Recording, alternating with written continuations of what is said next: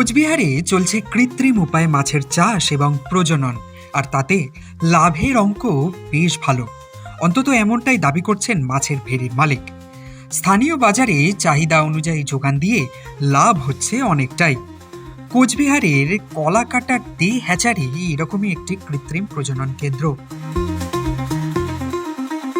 প্রথমে মেল এবং ফিমেল মাছ আলাদা করে নিয়ে তাদের ইঞ্জেকশন দেওয়া হয় প্রজননের জন্য।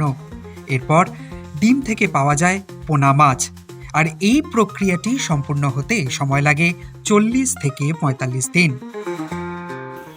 পুকুর পরিষ্কার করে নেই, পরিষ্কার করার পরে আমরা কিছু খাদ্য দিই, খাদ্য দেওয়ার পরে কিছুদিন পরে 10 থেকে 15 দিন পরে আমরা এই ডিম চারাগুলো খাই।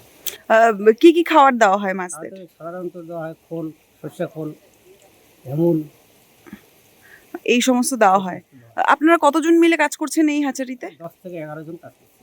এই যে মাছ চাষ করছেন, বিভিন্ন সময় দেখা যায় মাছের রোগ বা অনেক রকম সিজনালি সমস্যা হয়, এই বিষয়গুলো আপনারা কি করে দেখেন? এতে আমাদের মাছ দেখবো মাছের চেহারা কেমন আছে, কোনো রোগ ব্যাধি হলে সেই যেটা প্রয়োজন হয় সেটা দেই।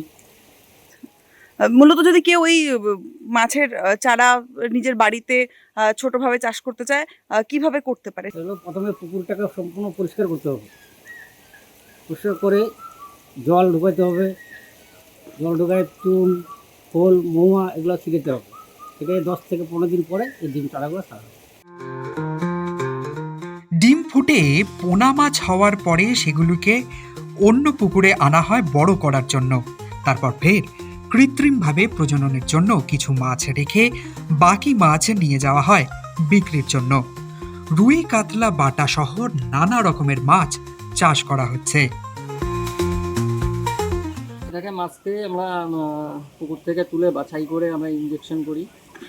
ইঞ্জেকশন করার পর মেল ফিমেলকে একটা বাদের মধ্যে দিয়ে দিই, সেখানেই তারা ডিম দেয় এবং তারপরে আমরা ডিমটা কালেকশন করে ইনকিউবেশন চেম্বার যেটা আছে ইনকিউবেশন চেম্বারে দিই।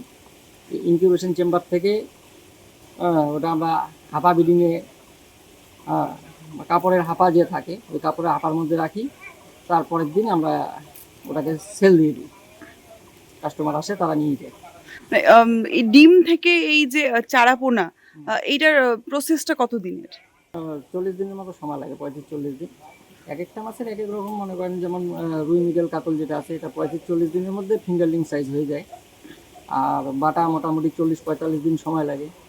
হ্যাঁ, জাপানি পুঁটি যেটা আছে এটা আরেকটু বেশি সময় লাগে, 2 মাসের মতো সময় লেগে যায়।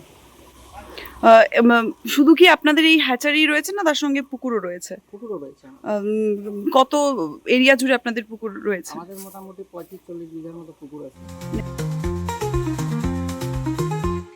কৃত্রিম উপায়ে মাছের প্রজনন ঘটিয়ে সিজন প্রতি রোজগার ভালোই হচ্ছে ভেড়ির মালিক সহ চাষিদের। চাহিদা মতো ভিন রাজ্যেও মাছের যোগান দিচ্ছেন তারা। তাই এই লাভজনক ব্যবসাকে অনেকেই চাইছেন পেশা করতে। কোচবিহার থেকে রিয়া দাসের রিপোর্ট, দ্য ওয়াল।